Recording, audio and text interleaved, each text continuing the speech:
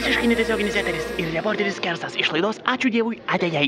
Šiandieną mūsų žvaigždės pasakos apie slapčiausias savo gyvenimo kerteles.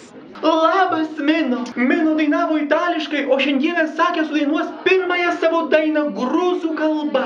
Ajomajo, ajomajo, ajomajo. Taigi, Mino albumas su gruzų kalbos elementais pasirodys tik tai po kelių metų. O dabar Mino išduos ne tik tą svajonę apie gruzus, bet ir svajonę, apie kurią trokšta. Tai koks didžiausias tavo troškimas? Kad pagaliau mano kompaktas iš tikrųjų išeitų. Ar tiesa, kad ant tavo albumo bus pavaizduotas didelis spenys? Jo, bet tai bus viduj knygutės, taip kad tie, kurie tik tai vartys viršelį, tegu nesitikė, nes tie, kurie nusipirks, tik tie galės tą spenį pamatyti. O mūsų žiūrovai Ilonai iš Kauno atsakysiu už Mino.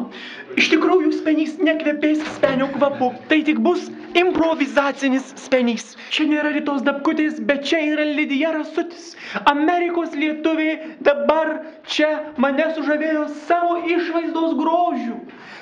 Kokia jūsų grožio paslaptis? Kasdieną tepu visą kūną saulėgražių aliejukų. Bet tai brolių aliejus netinka, taip? Ne brolių, saulėgražių. O, saulėgražių. O dabar, ponios Lidijos, didžiausias troškimas gyvenime. Koks jis? Oi, kad aš atrodyčiau kaip tu. Tas moteris, jos visas nori būt kaip vyrai. Čia Lidija Rasutis reporteris Kersas. Garsiau dizainerių Žužų pusbrolis Aistis Mickevičius iš radijo studijos M1. Ir vėl jis daro tas nesąmonės dušų kabinose. Ir vėl tos skandalingos atvejos su policija. Taigi, Aisti, norėčiau, kad išduotum pagaliau tą didžiausią savo gyvenime troškimą.